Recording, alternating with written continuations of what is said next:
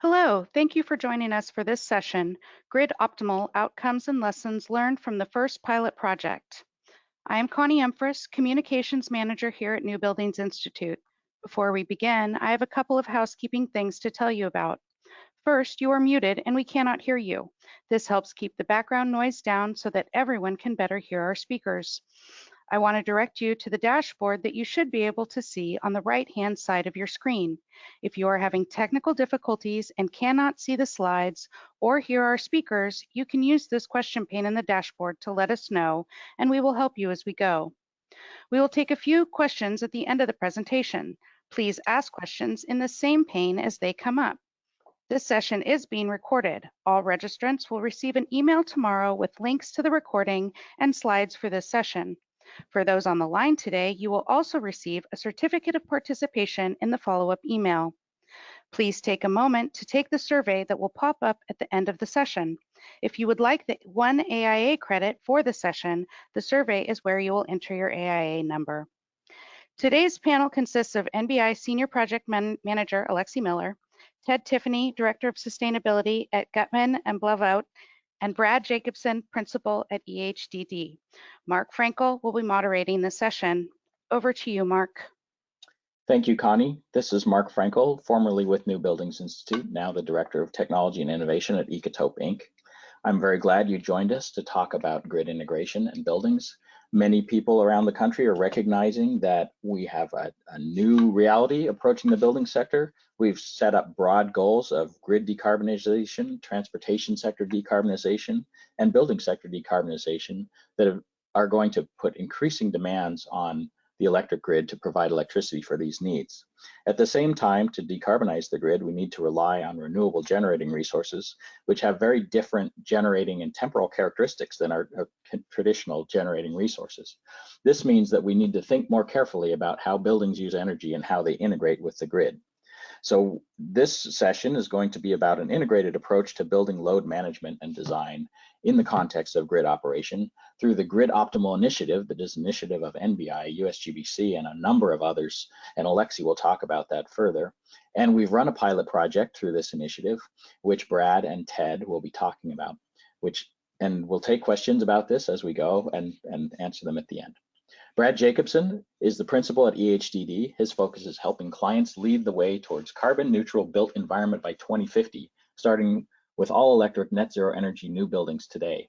He has led a wide range of EHDD's high performance climate conscious projects since joining the firm in 2002. His more recent work ranges from higher education with clients such as Stanford University, UC Davis, and UCF to developer office projects such as Boulder Commons, a speculative net zero energy office development which opened in the fall of 2017. Ted Tiffany leads Gutman and Blavat's building performance team and is the director of sustainability for the company. Ted provides analysis for various office, retail, healthcare, laboratory buildings, including naturally ventilated and mixed mode buildings. With a background in construction, project management, energy efficiency, and sustainability, Ted understands key success factors to integrated building design. He is passionately focused on net zero energy buildings and their interaction with the grid systems with NBI's GridOptimal initiative and healthy electrification through the Building Decarbonization Coalition. Alexi Miller is a senior project manager at NBI and is NBI's lead engineer. He brings insight and analysis about cutting edge technologies and strategies to diverse stakeholders as part of a wide-ranging effort to improve the energy performance of the built environment. Alexi leads several programs and initiatives at NBI, including the GridOptimal initiative. Alexi has expertise in a range of topics, including zero energy and zero carbon buildings, code and policy, building controls, deep energy savings retrofits, and emerging technologies. Take it away, Alexi. Thank you, Mark. I will give a little intro today to the topic, give some background and context, and then I will pass it over to Brad and then Ted to talk about the first GridOptimal pilot project and some of the key lessons learned from that. These are some of the learning objectives for AIA purposes. We hope that all these come through for you. So let me give a bit of background. Mark mentioned, of course, that there are changes afoot in the grid paradigm and that buildings are playing a significant role. We are moving from the one-way electricity grid of the past to a new grid paradigm. That's driven by forces at the macro level and the micro level. Big, large-scale grid forces, like what we see here, where we are moving away from coal and toward more renewable energy, also more natural gas. And that is projected to grow. This is a figure on the right here from the Bloomberg New Energy Finance predictions. It's interesting to see here the largest growth sector that they are predicting here. Offshore wind is quite large, and second right behind that as of 2030, which is sneaking up on us, is actually small scale PV.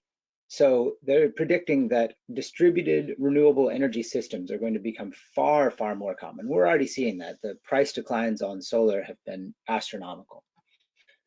As we get more of those distributed energy systems on the grid, that drives a need for a more active grid management system. Having the power always on provides so many benefits to our society, but it becomes increasingly difficult when the power is being produced by intermittent resources like wind and solar that are spread all over the grid, and often at points where, had we designed the grid intelligently with this in mind long ago, maybe we would have done things a bit differently, but here we are. The electric grid is what it is, and these things are coming on in certain points that sometimes are hard to handle from a grid management perspective. So as we get more of these, it puts some stress on the grid.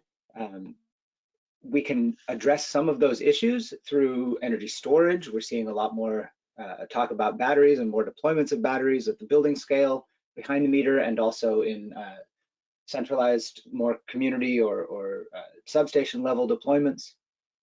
But that's really not the only way to do it.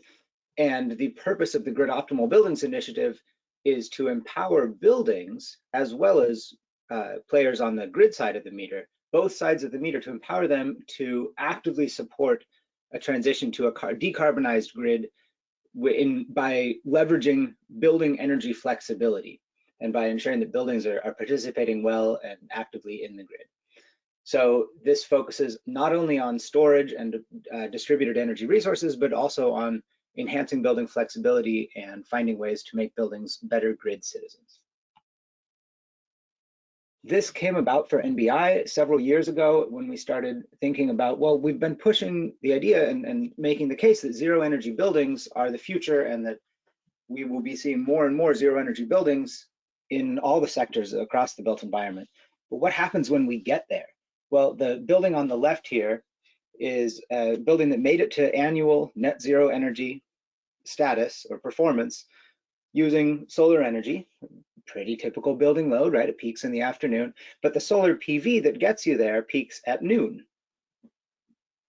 So there's a bit of a mismatch there. The lower left graphic, little blue here, shows that when you add these two together, the net result is that the building pulls energy from the grid until the morning hours when it starts exporting to the grid, and then in the evening it pulls energy from the grid again. Functionally, this is using the grid as an infinite battery.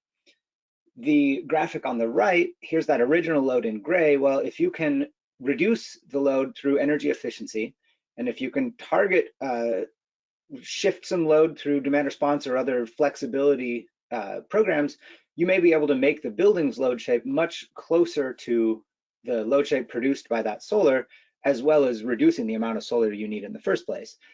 The long and the short of it is that both of these are zero energy buildings on a net annual basis, but one of them, the one on the right, is much easier to serve from a grid perspective. And so if we want to scale this idea of zero energy buildings and deeply high performance buildings, we want to make sure that they are contributing to a future of affordable, reliable, clean, and dependable grid operations.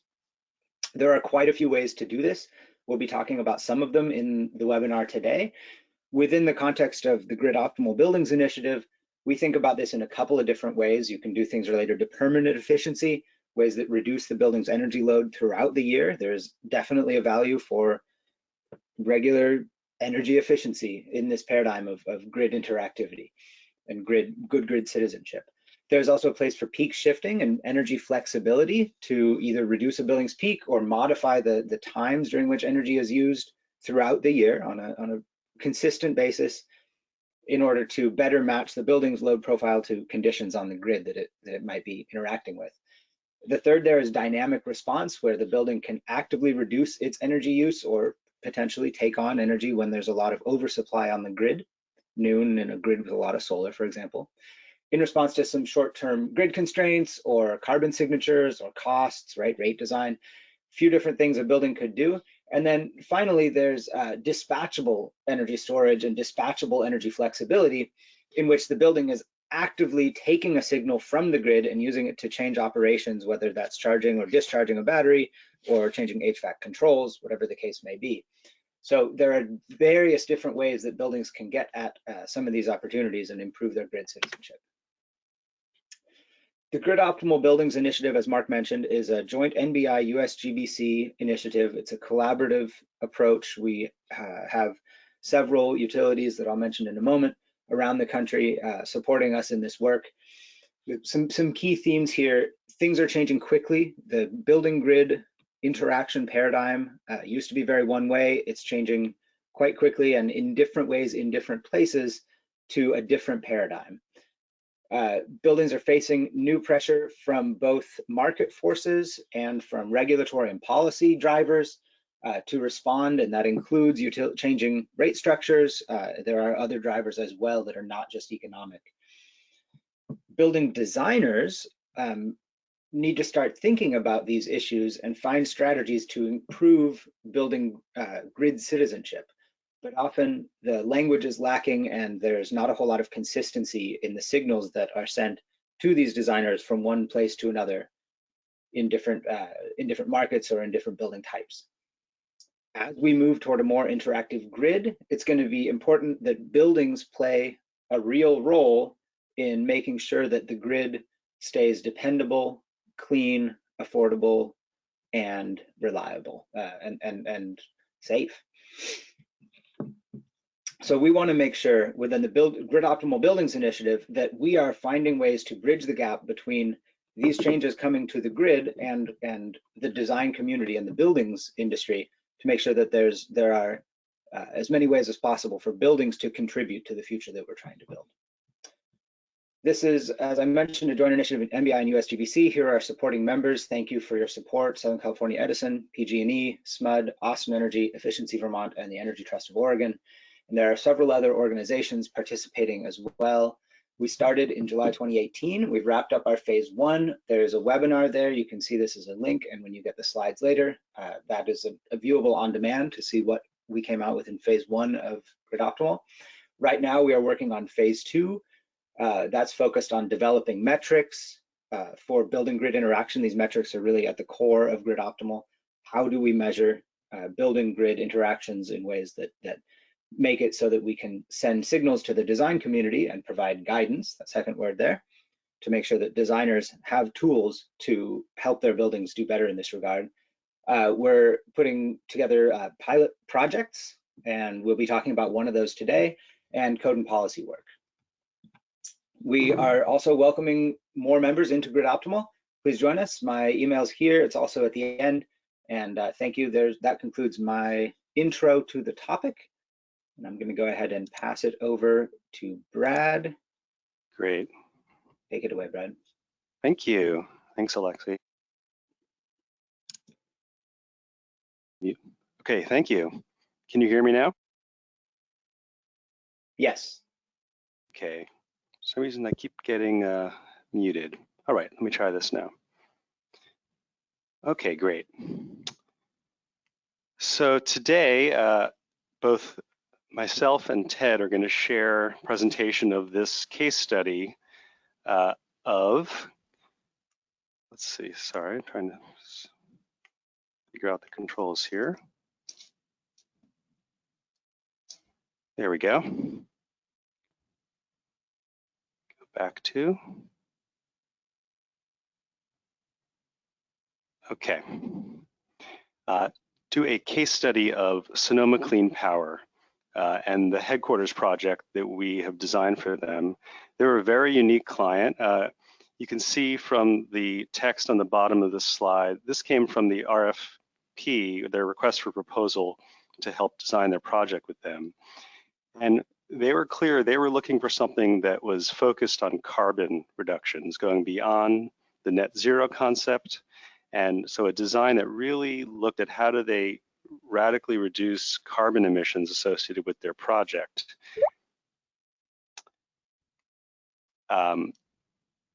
Gosh, sorry, skipping ahead very fast. Okay. This is consistent with their mission. I'll just say a few words about them as a client. You know, their mission is actually to reduce greenhouse gas emissions in their territory where they provide electricity, Sonoma County and the neighboring regions. So they're very focused on finding ways both for their own operation, but even more for their customers on how they're going to continually reduce those greenhouse gas emissions. You can see they're already doing quite well. This is their emissions of their power sources. Their actual is below their target, and they're both below where PG&E is today.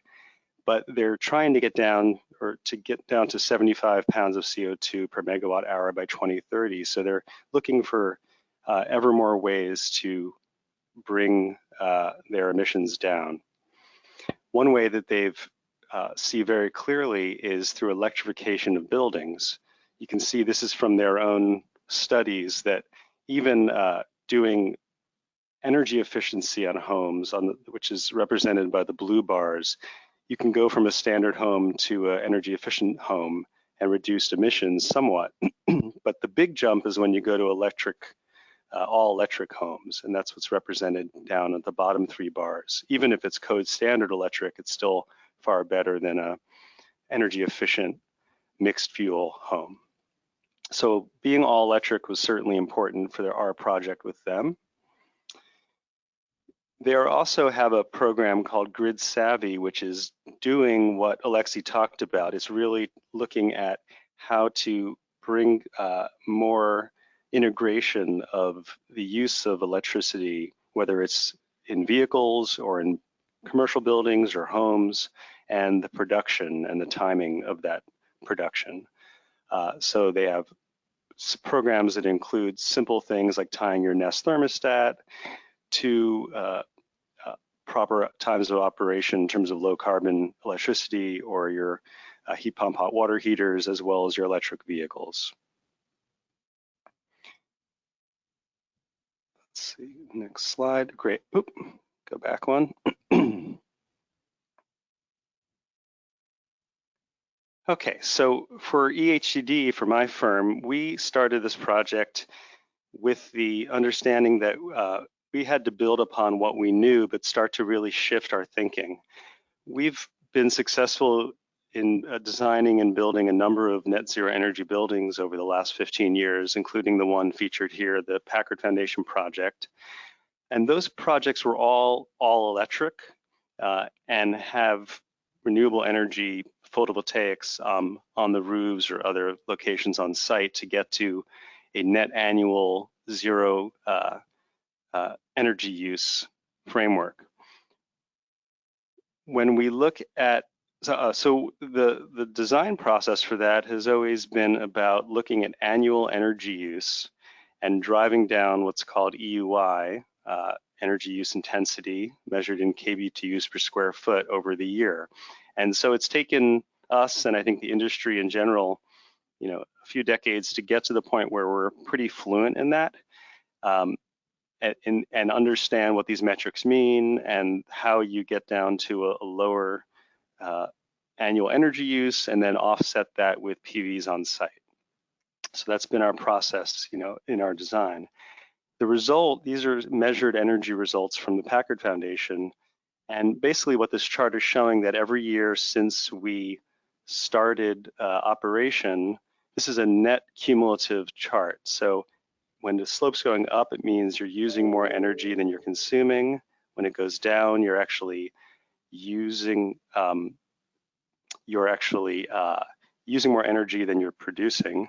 And then if you end up after 1 year above the zero line, it means you're net positive.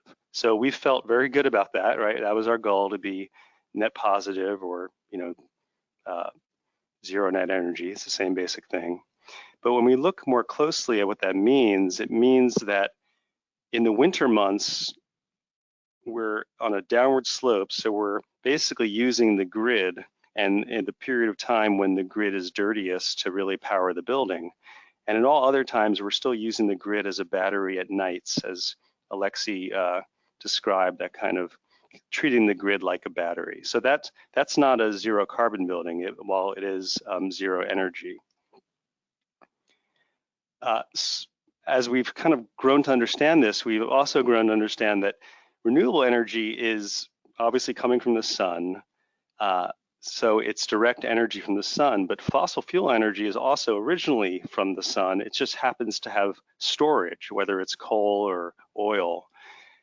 So one has storage and one doesn't. And the question is, where is the storage? How do we actually take renewable energy and the generating capabilities of that and provide some storage? And is that in the building itself? Is it batteries? Or there are various ways to think about how we actually store that energy over time. So to help us think this through on this project, I reached out to my friends at New Buildings Institute, Mark and others, to see if we could partner with them on this project and be a pilot for their GridOptimal initiative. It seemed like a really great fit.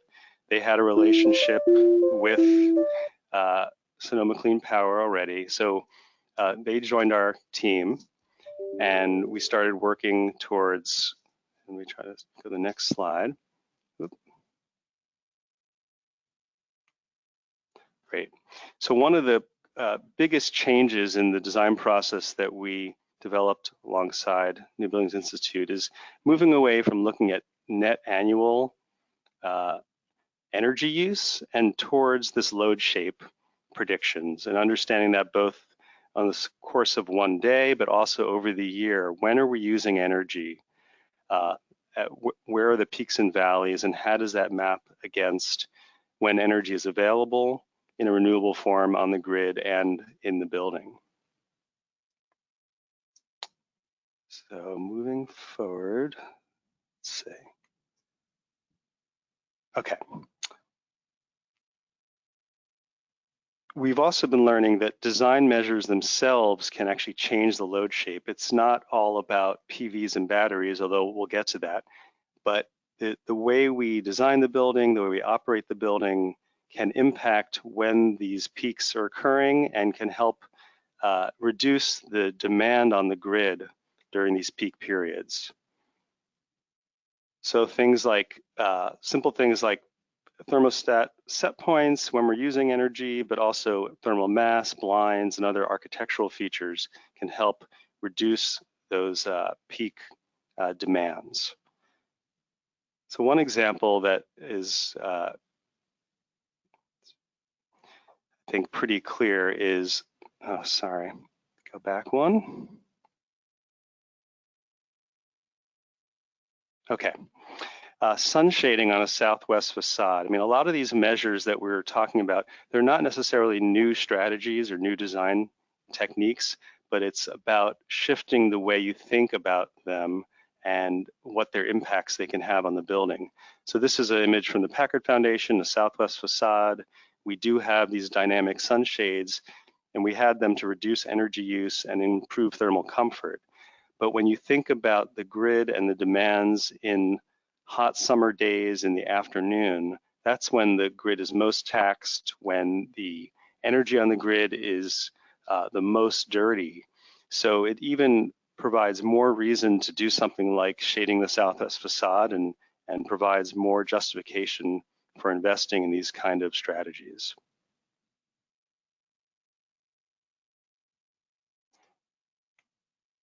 Okay. So the case study itself for Sonoma Clean Power, the building is actually an existing building in Santa Rosa, which is probably one of the biggest carbon mitigation strategies that the project has. So there's a tremendously low embodied carbon itself. But it's a funky old building in downtown Santa Rosa. You can see the original lobby entry was here.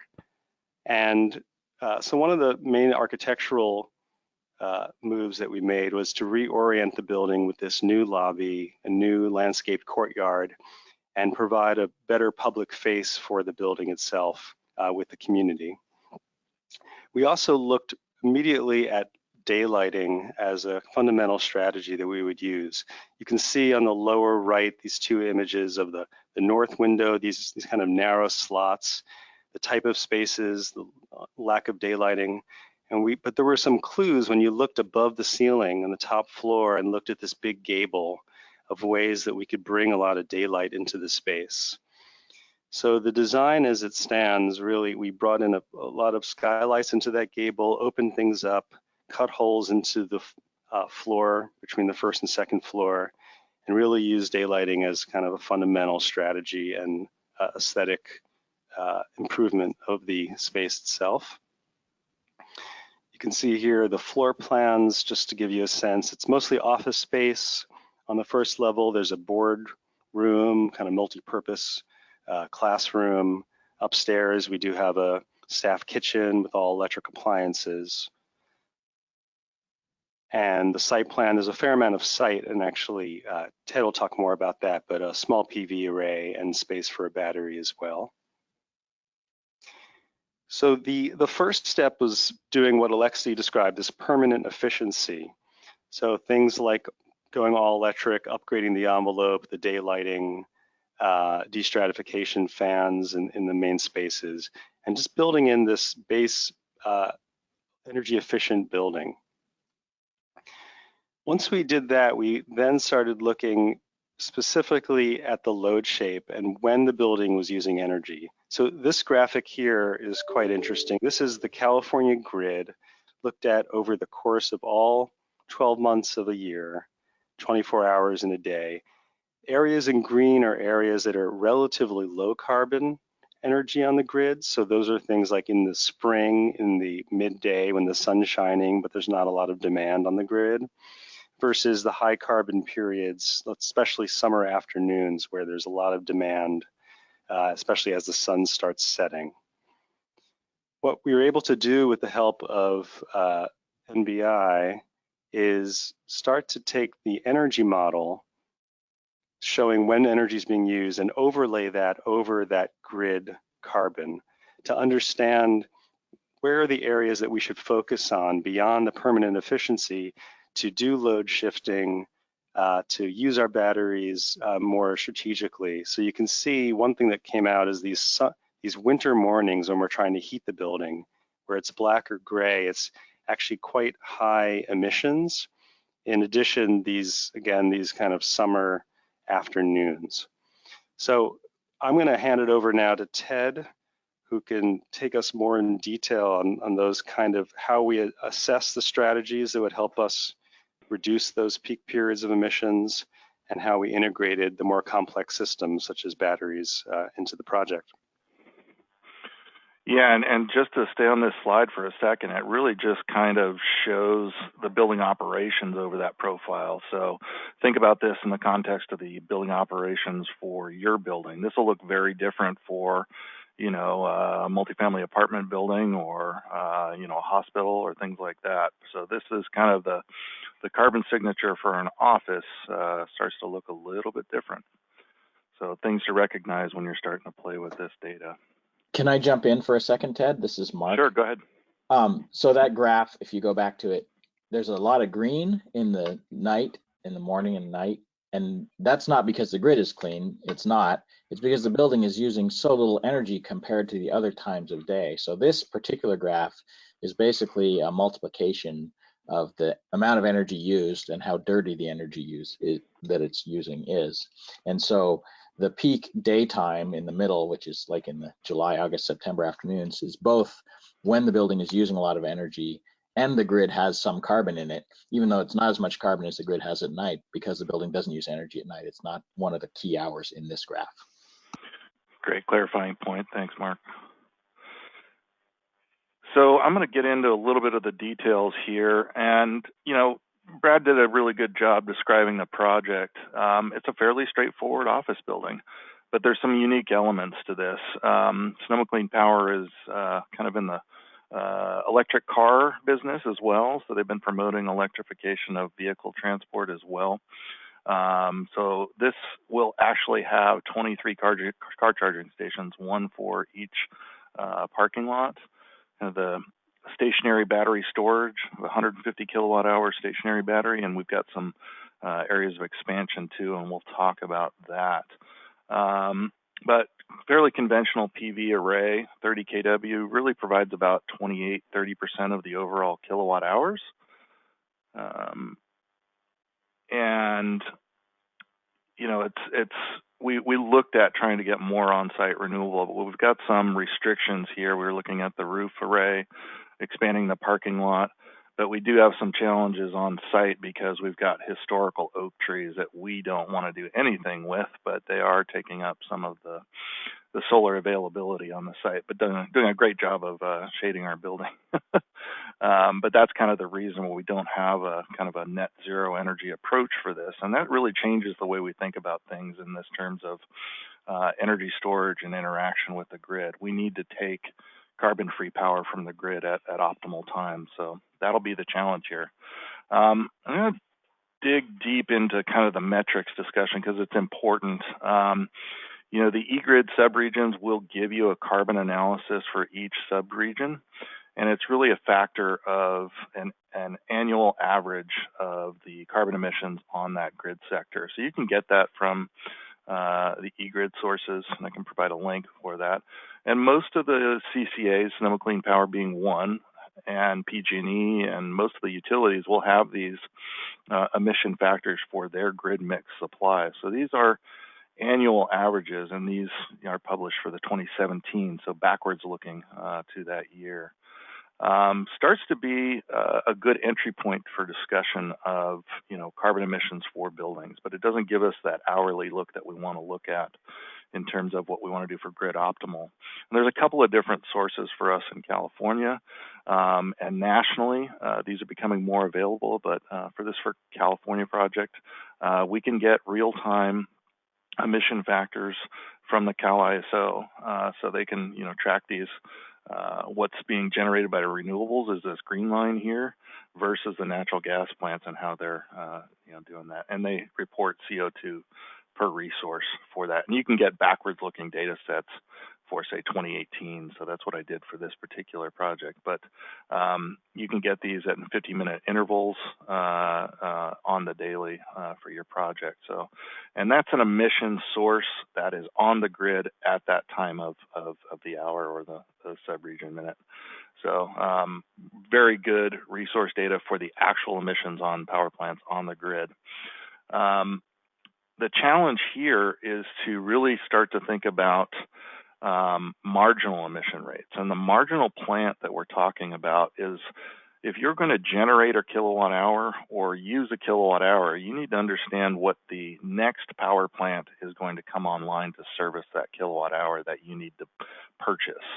And it may be a wind plant, but it also may be a natural gas plant. So you really need to recognize at every hour which plant you're going to turn on and buy from, and that will indicate the carbon emissions. So it's very different than what's serving the grid now versus what you will be triggering on the grid, and we call that the marginal plant.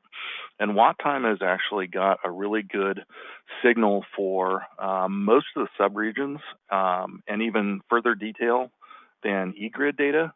You can see the California mix is actually broken down into subregions here. So we have one for PG&E, Southern California Edison, and the other subregions. And this is in real time for the marginal plant, which is great to have, but they can also give you kind of data sets for the simulation tools that we're using for this. So all these different sources, right? We've got one more that I want to talk about, and we call these long-range marginal emission accounting sources. So E3 has done a really good job working with the Energy Commission of predicting over the long time what the marginal emission factors will do with our renewable portfolio standards moving into 2030, 2045 goals that clean up our grid. And they've actually made this accessible in the CBEC-COM, which is a compliance tool that was released in December right before the new year, they now have these long-range marginal emission factors that kind of average over the next code cycles through 2030, 2045 to see the impact of carbon reductions over that long period. So another set of data sets that we can use. And that'll really kind of take into account the renewable portfolio standards around the country. And their NREL and PNNL are looking at developing these data sets that take into account those long-range emission sources. So hopefully those will be publicly available. But Center for Climate and Energy Solutions track the renewable portfolio standards, clean energy standards across the country. So we want to look into your particular state of what their renewable goals are and how that may impact your electricity profile over time. This is going to be very different for Texas than it is, say, California. So just be aware of that. If you're designing in that grid region, different data sets, different behaviors that we need to program buildings for. So I'm going to move through this next really quickly, but it's kind of, I put these data sets together in a simple chart, and these are very different data sets. I just wanted to show kind of a quick comparison. These CBEC long-range emissions take into account those long-range impacts of solar on the grid. So which one's best? I will say for long-range planning, for policy development, those long-range emission factors are really meaningful to inform policy. But I think for building design, these marginal emission rates that we can get from watt time are really informative of how our building control should behave now within our current grid regions, and then we can plan for evolution as the grid gets cleaner. So we're using that marginal emission factor for today's grid in these analysis. And it really starts to be informative. And the modeling tools that we traditionally use for code compliance or LEED or life cycle cost analysis, they don't really have a connection to this dynamic carbon equation. I mentioned CBEC-COM has just been released, but that's the long-range factors, so something different. And there's some restrictions in code compliance that sometimes aren't meaningful for building design. So the building performance tools aren't really well connected to the renewable and energy storage tools for even vehicle grid calculation tools. So a lot of this analysis you're going to see doesn't even have the large load and intermittent nature of car charging on this analysis. So we did a typical energy model here, looking at these different energy conservation measures, looking at temperature setbacks, lighting demand response, these interoperable thermofusers, which are controllable response in each office that are pretty responsive, and looking at how we do an easy winter warm-up to look at the carbon impacts in the winter time, and then kind of bundling these and looking at different battery sizes. So traditional energy modeling, and I'll show you how we reshape this a little bit. I'm going to move quickly through here. But we needed to look at this data set in large chunks of data sets. These are 8760 data sets for every hour of the year, and the base model is one energy conservation, the base design, and then any energy conservation strategy that we move through is. So this is just to visualize the data. And this is simple Excel. This is just putting a heat intensity map, color changing. So red is the higher carbon, green being lower carbon impact. So we looked at these different battery sizes as well in this carbon equation and aligned them with time of use rates. So this block of red around here is really our peak in the winter rate. And you can see in the base design, some of these red areas really don't give us a financial incentive to do anything about that carbon intensity. So it starts to show us that we need to do something different about our rate structure. So they're driving a different decision based on cost than it is based on the carbon decision. So we're looking at the carbon decisions. It really changes in even the summer afternoon in those three-tier rate structures. So in red is our peak rate. This particular partial peak rate is there, and we've still got some of these carbon reactions we want to force in the building that aren't giving us a financial benefit, and I'll talk about that a little bit more. So just be aware of that. So we did some optimization, right? And when you're optimizing for cost, the battery signatures do something different, right? So these spikes are on the hourly. The sub-region data is a little bit, if you looked on this on the sub-hourly, they would be less spiky. But, you know, our seeded design is here. You know, we've got these big spikes in the morning in January when we're doing winter warm-up that we want to mitigate. And this purple line is optimizing for cost. And then if we optimize for carbon here, kind of manually, we've got a little bit different profile here that we can drop further in the carbon signature. So there's two things that we're challenged with the tools right now is most of the design tools do cost optimization, not carbon optimization. I'll talk a little bit more about that. But you kind of get an idea of the profile. And then June optimization is different, right? We're designing for solar peak now and this ramping period in the afternoon. So you got to see those, the carbon reaction is different and different based on cost optimization here in purple and different for carbon optimization. So. But you can see, you know, if we want to cut the head off the duck, the ramping period where that carbon intensity is, you know, the optimization is for carbon and not necessarily cost. So I'll get into that a little bit more. It also changes the equation if you've got excess solar on site. So I did a little exercise here of increasing the 30 kW PV system to a 48 kW PV system. And that really starts to get in. These are weekend profiles, right? So this is a Saturday, this is a Sunday, and you can see we've got overgeneration because we're not using energy. This starts to optimize for self-utilization of storage. When you've got so much excess PV, you start to optimize not from buying energy from the grid, clean energy from the grid, but storing your own solar generation and self-utilization. So that changes if you're designing a traditional net zero energy building. So be aware of that. That changes the equation if you're going to look at grid optimization. So just wanted to give you a little highlight. So this is the 50% energy savings based on the CAISO emission factors. And if you're looking at the marginal plant, this 45% savings for our final design. So if you're looking at those marginal sources, it's very different.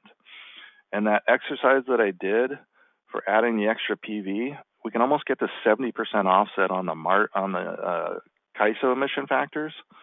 But if we're looking at the marginal plant and we're optimizing for that solar, we can almost get to 90% of the carbon emission offset without even getting to net zero energy. It's just optimizing for our carbon emission factors. So very important to really pay attention to that hourly carbon emission factor. So a couple of things challenged us in the operational of this, and I'll go back to these time of use rates. So these time of use rates really aren't aligned with the emission factors on the grid. And it does a couple of things. All these elements that we want the building to talk to, you know, the solar, battery storage, even car charging stations, our HVAC controls, our zonal controls, even the hot water heaters, they're all designed to talk to that rate structure, right? This cost element up here. And we needed to either embed that watt time signal into all of these devices or affect the rate structures that all of these devices are seeing. And that was kind of a brilliant pickup for Henry Richardson and Watt Time was like, okay, well, we can start to affect this rate structure design by putting a price of carbon on the CO2. And as soon as you start to do that, you go from this dirty little secret from the battery storage industry that optimizes for cost. You know, they can get almost a $3,000 a year savings based on this size of building, but that energy arbitrage there and the cost arbitrage actually increases emissions by almost 15 tons. Until you start getting around $1,000 a metric ton, you don't get any decrease in carbon on your building design, and not until $2,000 a metric ton do you start to get significant carbon reductions. But you also give up a lot of your energy cost savings in this rate structure. So this work was done by NLX, and they actually did this for another project later on in the year that I saw, and I'm showing their slides because this really indicates that the rate structure is doing something different. So this B19S demand charges is really starting to look at kind of more grid optimized buildings. And in this rate structure, adding only $1 a metric ton really changed the equation in this factor. So with no dollars a metric ton, you can see they're still getting $100,000 a year savings, but increasing 15 metric tons in that grid region. As soon as they put that factor here of only $1 a metric ton, they retain the energy savings and they're showing a decrease. So what I'm suspecting we need to do more research on is that the rate structures, this rate structure is a little bit more aligned with the carbon metric than the rate structure that we're using at the Sonoma Clean Power headquarters. So this goes into rate design to affect the carbon change that we want to see. Again, just simple charts without a monetary element on the carbon and with a monetary element on the carbon. So more research and more work needs to be done on that, looking toward my partners. Just to wrap this up, we had this discussion with the design team and the owners in design development of whether or not we wanted to have the battery storage acting as a resiliency element and go into islanding mode when we don't have power. And in DD, they said no. This isn't a critical facility. We don't need to do that. And, at the end of CDs, after the power shutoffs, they said, hey, can we put this into resiliency mode and figure out the islanding characteristics? And we said, yeah, absolutely. But it changed the sizing of the battery storage system to really optimize for the operations of this building. So we had to go back to the owner and say, okay, well, what do you want to operate in this building? If we're running the entire building, that 150 kilowatt hour battery with the PV generation is only going to get us about an hour of full operations. If we want to create, an emergency operations center, we want to restrict, we've got IT up and running, we got some restrooms, but the rest of the building is shut down. We're only having this kind of community center as our emergency operations. We can start to extend that hours up to 3, and maybe if we're optimizing for, really efficient operation, get 6 hours out of that battery. But if we're getting into the discussion about how long we want to operate that office, we want to get 3 days of solar, no solar, a megawatt hour is going to have to really kind of carry us through those days.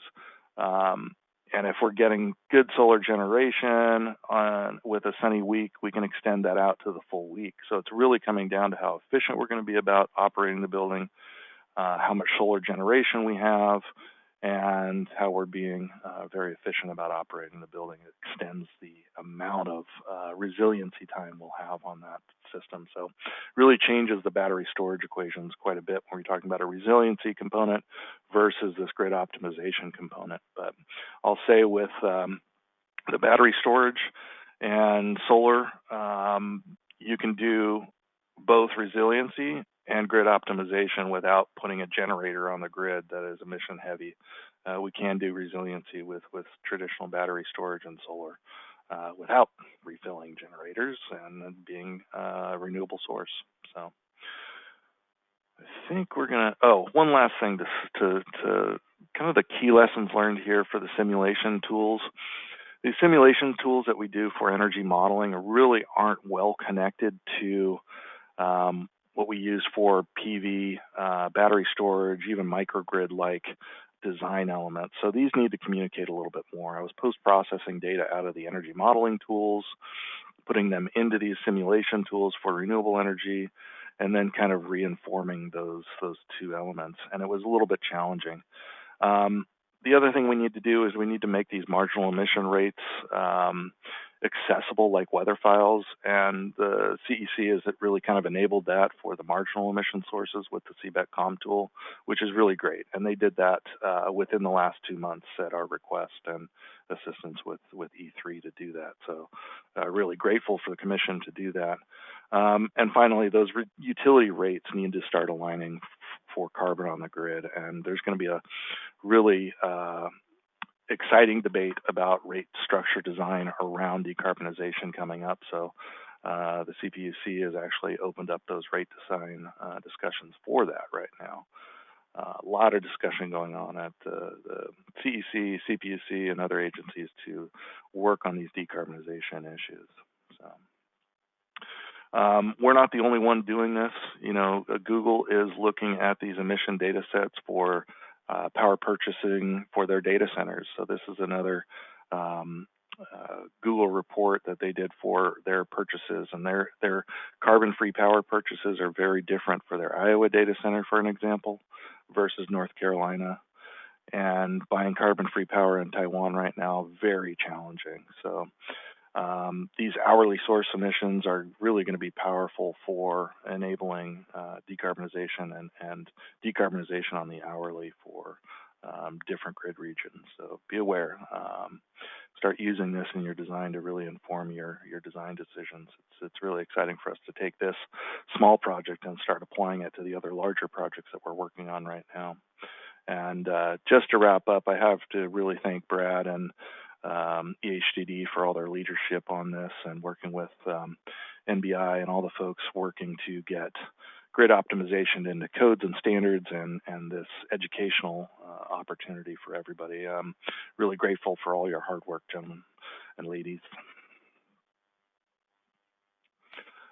Thanks, Ted. So we've been getting a lot of questions, some of which I've answered along the way and some of which have built up.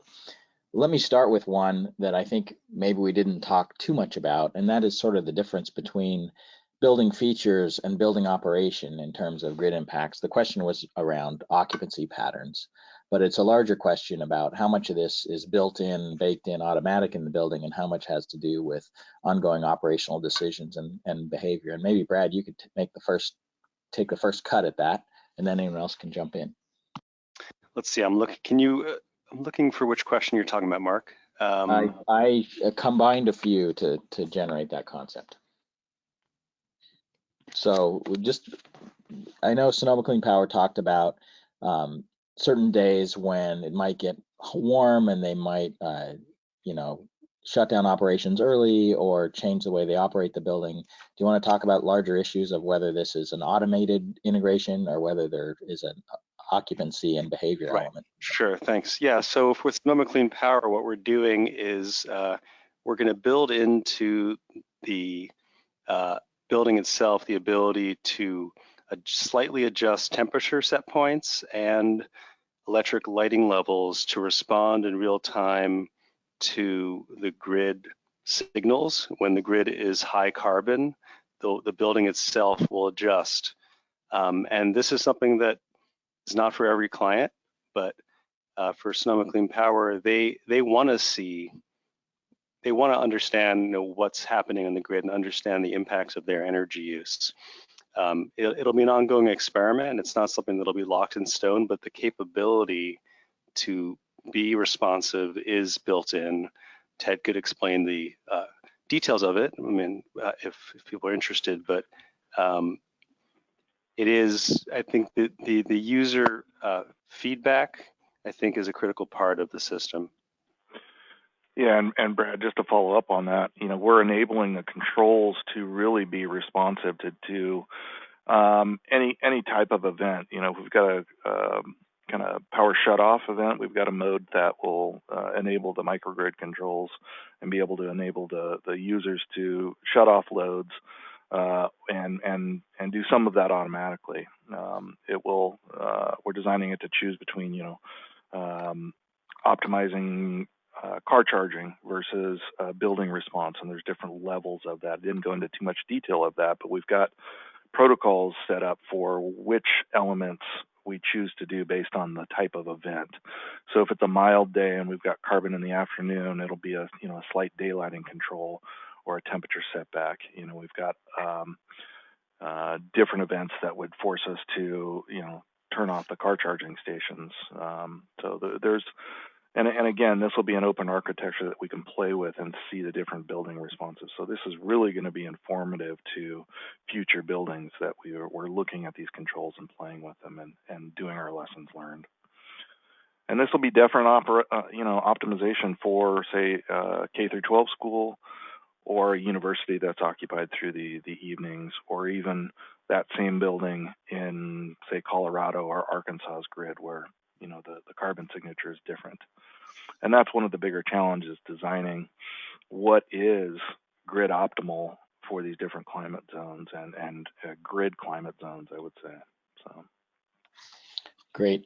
So another topic that's sort of coming up in the questions is sort of the relationship of ZNE and carbon and decarbonization. And I want to just take a moment to just clarify a little bit about this, because we have codes that are requiring zero net energy buildings. And I think all of us on this call came into this grid integration issue from the ZNE space, where we're building these buildings that are zero net energy over the year. And as Brad showed early on, that means you're basically using the grid as a battery. You're dumping power in when you have extra and then using it when you have less. So the thing about that is that it can drive a pretty significant carbon signature, because in the daytime, there's a lot of solar power on the grid, which has no carbon impact. But then if you're using a bunch of power at night, you're using electricity that's probably got coal or gas, natural gas in the generating resource. And so you're using carbon then. And the carbon-free electricity you're dumping on the grid in the daytime, if it's going into a grid that's already 100% carbon-free, you're not really offsetting carbon in the daytime. And so that's one issue with carbon. It is when you're using electricity matters, and you have to account for the time of use, which is why we talk about the watt time data and the carbon signature of the grid. The other thing is, it's really a challenge for the grid to have all these resources dumping into the grid from every building. That's not the way the grid was designed, as Alexi talked about. It was designed to have a few generating stations that distribute out to a distribution system.